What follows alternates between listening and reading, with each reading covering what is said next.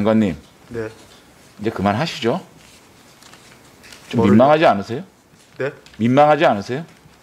그만하시죠. 질문하십시오. 국민들한테 물어보세요. 아무리 장관께서 우기시고 또 민주당이 이렇게 우겨도 국민들은 한 명씩 구하기로밖에 안 보여요. 나가서 국민들한테 물어볼래요? 장관께서 충분히 자신의 진영이나 또 지지층에 저는 할 만큼 했다고 생각합니다. 이제 그만하십시오. 진영을 위해서 그렇게 한 것은 아닙니다, 의원님. 대검이요, 장관의 수사지휘권을 존중을 해가지고 엄중한 수기와 회의를 거쳐가지고 무혐의 결론을 낸 거 아닙니까? 대검 부장 중에 2명밖에 찬성 안 했어요. 그러면 대한민국의 공식적인 형사사법 시스템에서 결론이 난 사건을 장관의 수사가 지휘를 해서 그것을 또 받들어서 이렇게 결론을 냈으면 수용해야죠. 또 합동감찰 협박하는 거 아닙니까? 왜 그러세요? 이제 그만하세요. 국민들이 너무 힘들어해요. 추미애 장관이 1년 동안 그렇게 검찰을 못 살게 군 거 장관이 와서 좀 변하고 쓰시겠다면서요. 뭡니까 이게? 절차적 정의요? 장관께 절차적 정의 말씀하셨죠? 절차적 정의요? 대검에서 얘기하지 않았습니까? 장관께서 지금 지적한 게 담당 검사를 왜 불렀느냐. 거기에 대해서 대검에서는 검사의 변명을 들으려고 한 게 아니라 그 실체적 진실을 좀 알기 위해서 대검의 그 감찰부장, 한동수 감찰부장도 포함해서 위원회에서 결정해서 불렀다. 이렇게 얘기하지 않았습니까? 충분히 합리적 절차를 따라서 위원회에서 결정해서 불렀습니다. 그걸 가지고 절차적 정의를 따진다고요? 장관님, 절차적 정의요? 월성 1호기 사건 조기 폐쇄, 또 김학의 불법 출금, 이런 것으로요 문재인 정권이 절차적 정의 산산조각 낸 지 오래됐습니다. 이 무슨 절차적 정의를 또 따집니까 여기서? 그다음 제 식구 감싸기요? 그런 말씀하셨죠 장관님 어저께. 제 식구 감싸기라는 거는 그때 쓰는 게 아니라 지금 장관님이 한명숙 전 총리 권력을 이용해서 감싸는 거, 이거를 제 식구 감싸기로 하는 거예요. 저는요 이걸 가지고 또다시 장관님하고 우리 야당하고 또 이 문제로 이렇게 법사위 아까운 시간에 논의하고 얘기하고 하는 게 참 안타까워요. 왜 이러십니까? 저는 도저히 이해가 안 되는 게 형사사법 시스템에서 그래도 대한민국의 공식 기구잖아요. 그 시스템에서 결론을 낸 사건입니다. 그래서 장관의 수사지휘를 했고 그 수사지휘를 대검 차장이 수용한다 그러지 않았습니까? 또 제도적으로 보완할 거 있으면 제도적으로 보완하겠다. 이렇게 얘기하고 있는 검찰 아닙니까? 그런데 합동감찰을 운운하면서 또다시 검찰을 공격하고 오늘 법사위에서 대검 차장이 수용을 했습니다. 그러니까요. 그리고 민주당에서 이걸 가지고 또 문제 삼고 장관은 거기에 대해서 민주당 의원들 얘기에 대해서 맞다 그러고 좀 공적으로요 이게 결론이 난 상황이면 아무리 장관이 합동 감찰 권한 또 수사 지휘 권한 있다 그래서 이거를 또 그렇게 감정적으로 받아치고 어저께 언론 보세요 전부 다 박 장관이 지금 수용하지는 못해가지고 이것을 감정적으로 지금 대응하고 있다.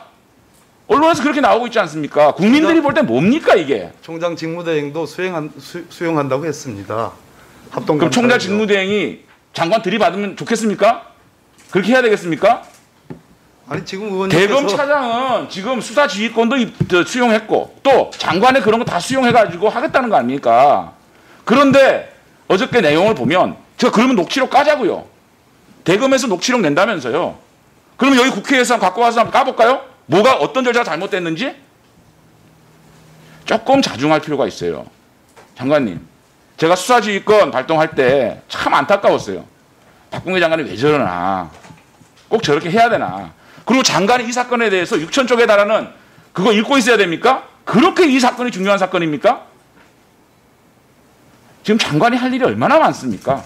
예? 왜 이러고 있어요 진짜. 참 국민들이 이 법무부를 바라보는 눈이요. 편파적으로 바라볼 수밖에 없는 거예요. 이건 보편 타당한 상식선에서 생각해야 되는 겁니다. 저에게 답할 시간을 주시겠습니까? 아니, 뭐 이제 1분밖에 안 남았으니까 드릴 테니까요. 장관 잘 생각하세요. 장관이 이러면 안 됩니다. 조국 장관 그래서 여러 가지 문제 때문에 그만뒀죠. 추미애 장관 1년 내내 윤석열 총장과 싸우다가 그만뒀죠. 그래서 겨우겨우 구원투수로 박 장관이 와가지고 있는데 또 이렇게 중수청 문제로 민주당의 당론을 따르겠다 이렇게 말씀하시고 또 한명수 총리 가지고 이렇게도 수사지휘권 발동하고 합동 감찰한다 그러고 왜 이럽니까? 조금 자중하고 지금 대통령 지지율이 왜 이렇게 떨어지고 있습니까?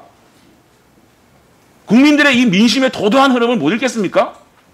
제가 정말 장관을 위해서 하는 얘기예요. 이러지 마세요. 제 식구 감싸기, 절차적 정의, 말은 좋죠. 그런데 지금 말씀하시는 거 보면 절차적 정의를 누가 얘기할 수 있는 겁니까, 지금? 절차적 정의에서 뭐가 문제가 있다는 겁니까? 제 식구 감싸기? 장관이 지금 제 식구 감싸기 한다고 국민들이 보지 않겠습니까? 제 생각이 아니라 일반 국민들이 한번 물어보세요. 누가 누구를 제 식구 감싸기 하는지. 안타까워서 하는 얘기입니다. 안타까워서 하는 얘기예요. 결론은 검찰개혁이라는 거는 이렇게 해서는 안 돼요. 국민들의 공감을 가지고 국민들이 함께할 수 있는 국민들이 상식적으로 납득할 수 있는 수준에서 장관이 이끌어 가야 되는 겁니다. 이렇게 하는 거 전혀 문재인 정권에 도움이 안 되고 대한민국 형사사법 시스템에도 도움이 안 되는 거 장관께서 깊이 생각하시기 바랍니다. 이상입니다. 답을 좀 드려도 하세요. 네, 답변하십시오. 답변 시간 드리겠습니다. 네, 뭐 의원님 고견을 늘 그렇듯이 존중합니다. 그러나 합동감찰은 대검의 총장 직무대행도 적어도 대한민국 검찰이 그동안 뭐 그 일반적인지는 모르겠습니다만 몇몇 사건에서 드러나는 것처럼 특히 이 사건처럼 소위 직접 수사의 여러 가지 문제점들, 특수수사의 여러 가지 문제점들을 개선할 필요가 있다는 그러한 취지는 대검의 총장 직무대행도 인정을 했습니다. 합동감찰을 그래서 수용하겠다라고 했고 그 이행을 잘 하겠다고 얘기를 했습니다. 이 합동감찰은 누구를 벌 주거나 누구를 징계하기 위한 목표가 아닙니다.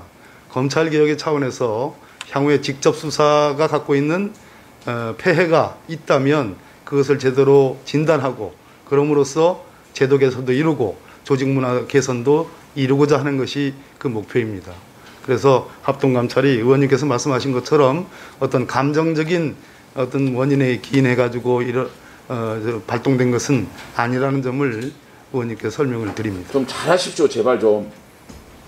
네, 걱정해 주셔서 감사합니다. 네, 수고하셨습니다.